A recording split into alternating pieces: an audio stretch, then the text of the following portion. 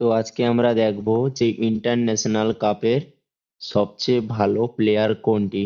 ঠিক আছে, তো ইভেন্টের মধ্যে চলে যাওয়া যাক। এটা ফার্স্ট স্টার্ট করলাম। জিকেটা আছে অ্যাটাকিং গোলকিপার। এটা জিকে অ্যাওয়ারনেস 88, এতটাও ভালো নয়। রাইট ব্যাকটা দেখা যাক। অ্যাটাকিং ব্যাক সেম, মোটামুটি। কোনামি আমাদেরকে ফ্রিতে দিচ্ছে, ঠিক আছে, এতটাও ভালো কি করে দেবে? ফ্রিতে দেয় তবে এইরকম ইভেন্ট এইরকমই ফালতুই হয় না। বক্স টু বক্স আছে এটা।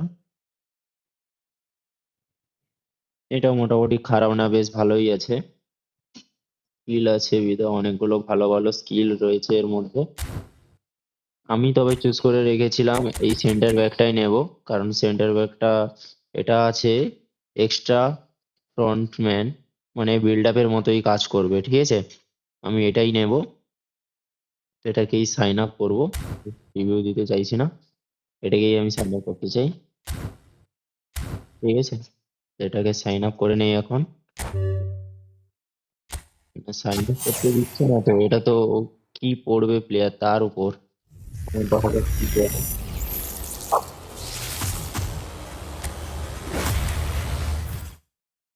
কি অবস্থা তোমরা দেখতেই পাচ্ছ যে আমার কি প্লেয়ারটা পড়লো। তো দেখা যাক।